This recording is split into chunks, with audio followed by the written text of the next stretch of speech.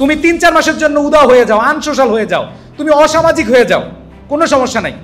তুমি অসামাজিক হয়ে যদি সফলতা পাও, দেখবে সমাজের সবাই এসে তোমাকে ক্ল্যাপ দিচ্ছে। আর যখন তুমি সবার সাথে মিশে, সবাইকে হেল্প করে, সবার পাশে দাঁড়িয়ে যখন ব্যর্থ হবা, যারে তুমি সহযোগিতা করছো ও তোমার পাশে থাকবে না। এইটা হচ্ছে একবারে বিটার ট্রুথ।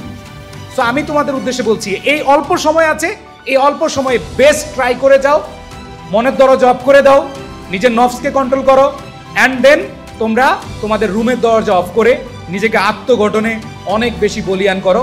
তাহলে ইনশাল্লাহ তুমি যেই টার্গেট নিচ্ছ সেটা অ্যাচিভ করতে পারবা। তোমরা এখন সফলতার পথে বা সফলতার পাওয়ার একটা লক্ষ্যে যে কাজ করে যাচ্ছ, সেটা খুব দ্রুতই তোমরা হাতে পেয়ে যাচ্ছ। এই সফলতার পথে এবং জীবনের গুরুত্বপূর্ণ মুহূর্তে জাস্ট 2টা কাজ করবা। নাম্বার 1, একটা কাজ হলো তোমার মনের দরজা বন্ধ করো। মনের দরজা বন্ধ করা মানে হলো নিজের নফসকে কন্ট্রোল করা। নিজের নফসকে কন্ট্রোল করতে হবে কেন?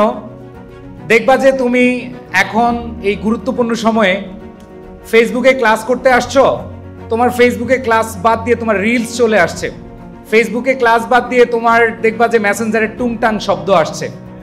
দেখবা যে তোমার ইউটিউবে নোটিফিকেশন আসছে, আজকের বাংলাদেশের খেলায় হামজা চৌধুরী সেরা একটা গোল দিছে, বাইসাইকেল গোল দিছে।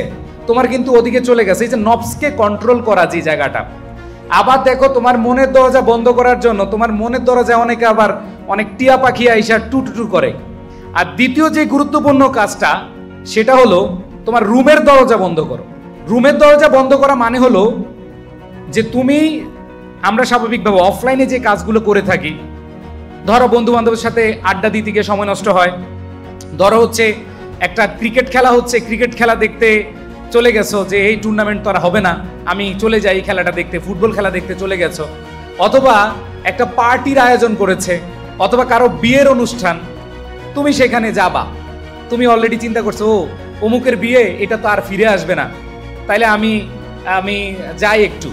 তো মনে রাখবা, তুমি নিজের রুমের দরজাটা যদি বন্ধ করতে পারো, তাহলে দেখবা তোমার এই আত্মগঠনের সময়টা অনেক ইফেক্টিভলি ইউজ হবে। তুমি সেখানে বেশি পরিশ্রম করে, বেশি সময় কাজে লাগিয়ে, তুমি তোমার ধৈর্য শক্তি দিয়ে তোমার যেই টার্গেটটা আছে, যে স্বপ্নটা রয়েছে, সেই স্বপ্নটা পূরণ করতে পারবে। তুমি 3-4 মাসের জন্য উদাও হয়ে যাও, আনসোশ্যাল হয়ে যাও, তুমি অসামাজিক হয়ে যাও, কোনো সমস্যা নাই।